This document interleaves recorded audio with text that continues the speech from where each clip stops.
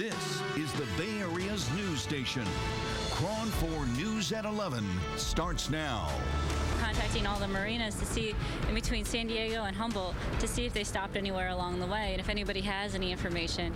At 11, the search continues for a missing family of 4. The Coast Guard says a husband, wife, and 2 young children sent a series of distress calls on Sunday saying their sailboat was sinking. KRON 4's Charles Clifford has the latest on the Coast Guard search and their efforts to try and identify who made the distress calls before the family abandoned ship. Throughout the day on Monday, the U.S. Coast Guard continued its efforts to locate a missing family who may be floating in the ocean after their sailboat sank on Sunday afternoon. Now, the Coast Guard also released an audio recording of the last known radio transmission from that vessel. Coast Guard, we are abandoning ship. This is the Congo, we are abandoning ship. The Coast Guard released that audio recording hoping that someone might be able to identify the voice on the tape. So far, they don't know who this family is. They don't know where they're from. They don't know how long they've been at sea, and they also don't know where they were headed. It appears that the sailboat did not have an operating GPS locator, nor did it have proper safety equipment. Now, the Coast Guard says it will continue searching for the family. We're going to search by boat through tonight and into tomorrow morning, and then at first light we'll relaunch some aircraft and do some more aerial searches tomorrow morning. They also say they're checking marinas from Southern California all the way up to Canada, trying to figure out who this family is. They say that when they run the name of the boat through boat registries, they can't find any record of the vessel. Now, anyone who has information on this missing family or this missing boat is asked to contact the Coast Guard.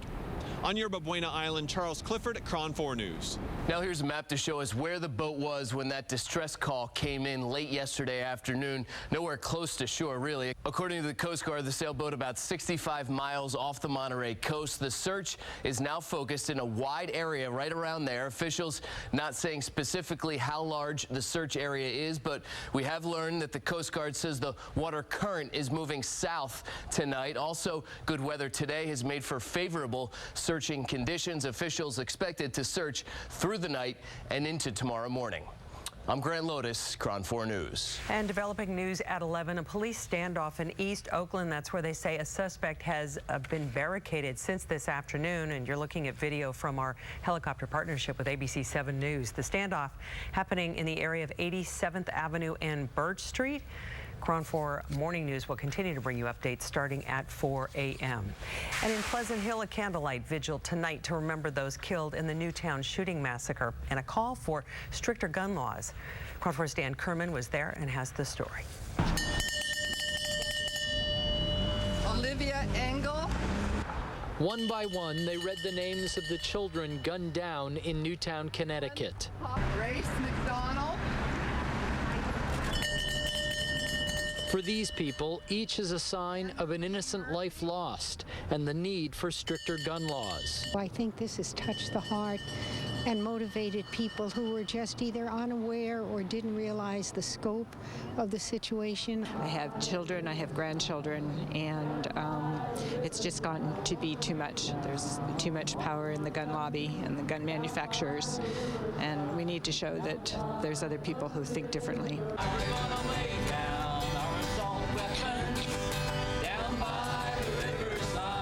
The 75 people gathered outside Pleasant Hill City Hall Monday night support an assault weapons ban, limits on high-capacity ammunition clips, and universal background checks. We knew people who were massacred at 101 California Street 10 years ago, and nothing's changed. It keeps getting worse. We have to speak up for it. There's no reason we should have assault weapons in our country.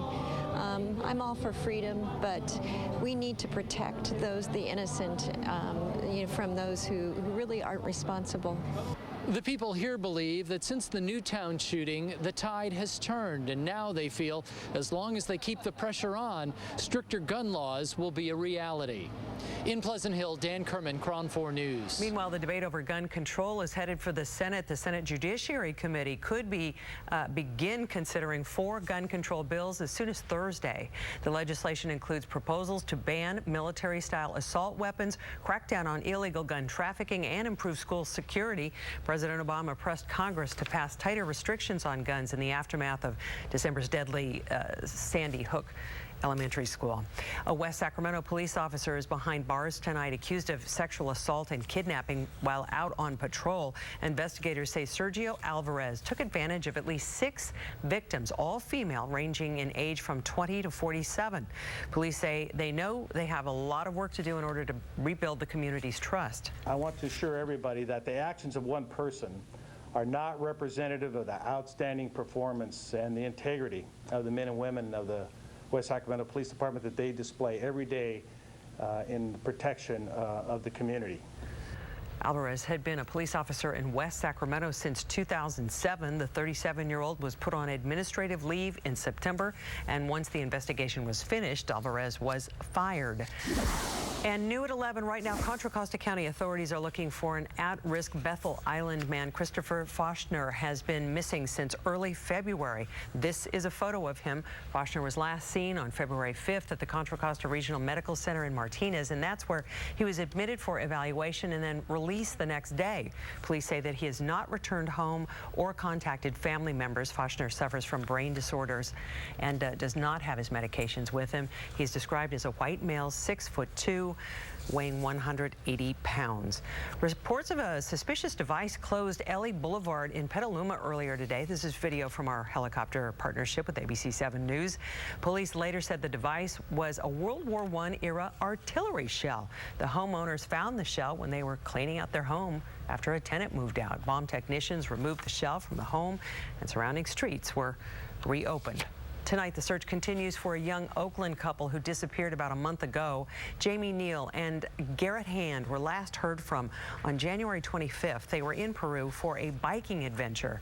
New at 11, we hear from Neal's sister, Stacy Fingers. She is concerned that her sister may not be safe.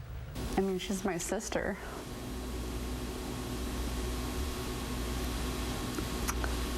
I'm just not going to listen to anybody until she calls me. I haven't seen a video of her since January 25th. So to me, anything could have happened since then, you know. A few weeks after their disappearance, the State Department issued a travel warning to U.S. citizens that criminals may be plotting to kidnap American tourists in the area the couple was last seen in. Neal's sister has been working with the embassy in Peru. It certainly was a really nice day out there today. Temperatures right now are on the cooler side in a number of places. We're into the 30s in Novato, also in Santa Rosa, 39 in Fairfield right now, 39 also in Half Moon Bay. The winds have died down. We could see some breezy gusts through the overnight hours, though, but it looks like we're going to keep fog on the minimal side tonight. Temperatures are going to get a little cooler than we originally anticipated because the winds are fairly calm in most locations. Into tomorrow, it's going to be sunny and mild, much like today, but we have a warming trend in store as we head through the rest of the work week. I'll show you how warm it's going to get coming up. Coming up, automatic spending cuts set to begin March 1st could mean several Bay Area airports will face additional delays of up to 90 minutes. Details next. Plus, Las Vegas police making a desperate plea for help in finding an Oakland man's killer during last week's shooting on the Vegas Strip that left 3 people dead. Coming up later in this broadcast, Alex Smith, the trade rumors and a possible destination. We have Bogut's back. We've got an 8th grader recruited by Alabama, a 1-year-old on a snowboard, and a few laughs as well later in this broadcast. Wake up to a better day with the KRON 4 Morning News. Mark, Dari, and James give you 6 hours of the freshest news. Erica has your latest forecast. Plus George Rask, king of the commute. Wake up with the KRON 4 Morning News. Weekdays starting at 4. Number 1 in daytime talk. Number 1 in families helped. Number 1 in major interviews. Dr. Phil, number 1 in more ways than one. Dr. Phil, weekdays at 4 on KRON 4. With possible automatic federal spending cuts looming, the Federal Aviation Administration could close several Bay Area air traffic control towers. That could mean travelers can face delays of up to 90 minutes. The sequestration is based on legislation last year that if no agreement was reached, then $1.2 trillion in cuts will take place. The FAA says those cuts could cause the closing of more than 100 air traffic control towers nationally and the elimination of overnight shifts at more than 60 others. Some of the airports affected would be in Napa, Santa Rosa, Livermore, and SFO. The shutdowns would begin as soon as April. Well, if you liked today, you're really going to like the weather through the rest of the week. We have warmer weather in store. I'll show you how warm it's going to get coming up. KRON 4 programming is sponsored by Sutter Health. This just in, an Egyptian official says at least 19 foreign tourists were killed as their hot air balloon crashed near the famed ancient city of Luxor.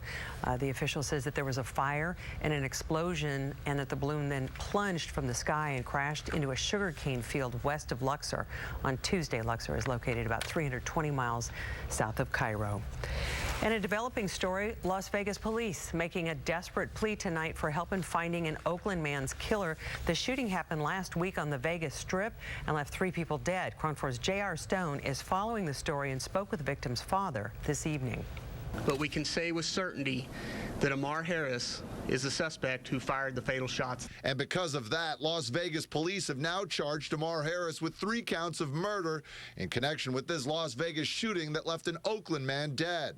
Harris has been charged, but as of right now, is still on the loose. To anyone who is aware of his location or who is assisting Amar Harris in any way, you will be arrested and prosecuted. Police believe that Harris killed Oakland native and aspiring rapper Kenny Cherry, also known as Kenny Clutch. Cherry was driving this Maserati with a passenger inside. After being struck, he sped through an intersection and struck a cab, causing it to go up in flames.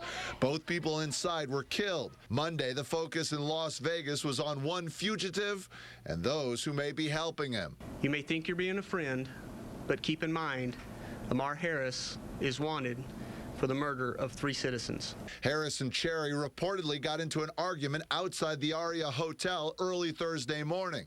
A short time later, gunshots could be heard. Harris's black Range Rover has been recovered, but his whereabouts are unknown. And we believe someone knows where he is. We are asking you, we are urging you to give us a call. I did speak with Kenny Cherry's father on the telephone this evening. He tells me his son did not know the suspect in this case. He also says the funeral for his son, who you see right here, will be either Thursday or Friday of this week. J.R. Stone, KRON 4 News. Net providers are going to begin to warn users of illegal downloads. The copyright alert system is being activated to target users who may be sharing files illegally. The new system will prompt internet service providers such as Verizon or AT&T to notify customers whose internet address has been involved in piracy. A person will be given up to 6 opportunities to stop. Internet providers will take more drastic steps if the user continues, such as slowing the connection. In national news, a powerful winter storm is moving across the Plains states, pounding Texas and Oklahoma and parts of Kansas and Missouri. Melissa Rainey has a look at what, in some cities, is becoming a record-setting storm. The National Weather Service is calling it a crippling, historic blizzard, a snowstorm that pounded the Texas Panhandle Monday with 2 to 3 inches an hour. In Amarillo, Texas, the National Weather Service says 19 inches fell Monday, breaking a single-day record for the month of February that was set in 1893. Things got so bad, the Texas Department of Transportation actually pulled its plows off the roads as National Guard units helped stranded drivers. Oklahoma declared a state of emergency. I've done this spot probably 7 times today. Colorado snowplow driver Joel Thompson spent hours trying to clear one parking lot. Last week, Wichita, Kansas got its second highest storm snowfall on record, with more than a foot in 2 days. The city says it used half of its salt and sand. Now this next storm could dump as much as 26 inches more. Governor Sam Brownback says it has him very concerned. The ditches are full of snow, so you can't throw it off as quick or as easy. So this one could be much more treacherous to travel in. Kansas City, Missouri is getting close to shattering a 50-year-old record for February snowfall, 20.7 inches. Melissa Rainey, KRON 4 News. Well, we are certainly enjoying nicer weather here locally. It's going to stay on the dry and mild side, even warm by the time we make it to the end of the week. We are going to be seeing low 60s out there tomorrow, but upper 60s by Thursday. into Friday. As for fog through the overnight hours, we're not expecting much. Fog Tracker 4 pinpointing fog down through the South Bay, also through our far inland valleys. The 6 o'clock hour fog lingering through the South Bay, but then clearing out by 8 o'clock. As we take a look at our morning low temperatures, we are expecting 30s, and we're going to see 30s up through the North Bay, the Delta, our inland valleys, even 37 in Half Moon Bay, 39 in San Mateo, 39 in Fremont, but 40s in San Francisco, Oakland, Hayward, and portions of the South Bay. As for the afternoon, it's going to be really nice again tomorrow. 60s down in the South Bay, upper 60s in Cupertino, but mid 60s in Palo Alto and Sunnyvale, 63 in San Jose. A mix of low to upper 60s for the East Bay as well, 63 in San Leandro and Union City, 66 for Walnut Creek and Concord. Closer to the coastline, we'll see temperatures in the 50s, and it will be a little breezy out there tomorrow, so certainly going to feel chilly near the coast, but up in the North Bay, going to feel real nice. Santa Rosa, 67 there, 66 in Napa. A look at your extended forecast. The next couple of days, not a whole lot of change, but then Thursday and Friday, a big warm up. We'll see temperatures in the upper 60s and low 70s. Friday is certainly going to be the warmest day. We will start to get our sea breeze winds back in the forecast, though, by Saturday, and that will mean more cloud cover and cooler temperatures. The cooler temperatures will continue into Sunday. Trekkies rejoice. An online vote to name Pluto's 2 newest, tiniest moons is over, and the winner is Vulcan. It's a name suggested by actor William Shatner, who played Captain Kirk, of course, in the original Star Trek TV series. All the potential names had to come from Greek or Roman mythology and deal with the underworld. Vulcan, of course, is where Mr. Spock is from. He's also the Roman god of lava and smoke and the nephew of Pluto. Little history there. The Alex Smith rumors are heating up. Gary has the latest straight ahead. Plus, a Sharks player is suspended after he leaves the bench to start a fight. Gary has all that and more coming up in sports. KRON 4 programming is sponsored by Mercedes-Benz, located on the web at MBUSA.com. Good evening, everybody. The Warriors road trip continues in Indianapolis, New York, Boston, and Philadelphia. Without Andrew Bogut, the word came down late this afternoon that Bogut will miss anywhere from 2 to 6 weeks with a bulging disc in his back that's causing the spasms, which has sidelined him for the last 2 games. Bogut has played in only 12 of the Warriors' 54 games this year due to a surgically repaired ankle. The guy, hey, he was damaged goods when he came here. The Warriors hoping that he could make a full recovery and give him an inside presence, but at least 2 weeks he is going to be sidelined again. Where will Alex Smith play next season? The word tonight is Andy Reid and the Kansas City Chiefs has said we wouldn't mind having Alex Smith as our starting quarterback. So here's where the back and forth game goes. This guy's been, as we like to say, a good soldier. The 49ers are not going to keep him strapped to the bench behind Kaepernick, but they're going to try and get as much as they can for him. Again, one report tonight said a 3rd or 4th round draft choice is what the 49ers are looking at. It's a mugshot we've probably shown 3 times too many already, but that's all we have on Raider defensive tackle Desmond Bryant. He was taken into custody this morning in Miami, arrested and charged with misdemeanor criminal mischief. There he is. He's a free agent. He's been with the Raiders 4 years, and there is his mugshot as we speak. If you are in the mood for free college football workouts, try Berkeley. The Cal Bears are allowing fans just to come in and watch them practice. There's their new coach, Sonny Dykes. Their spring practices will continue for about a month, and again, no charge. Come in and watch young people run around. So there it is in Berkeley. The struggling Sharks home for 3 beginning tomorrow night versus Chicago, and they'll do so without Ryan Clough. He came off the bench to defend a teammate.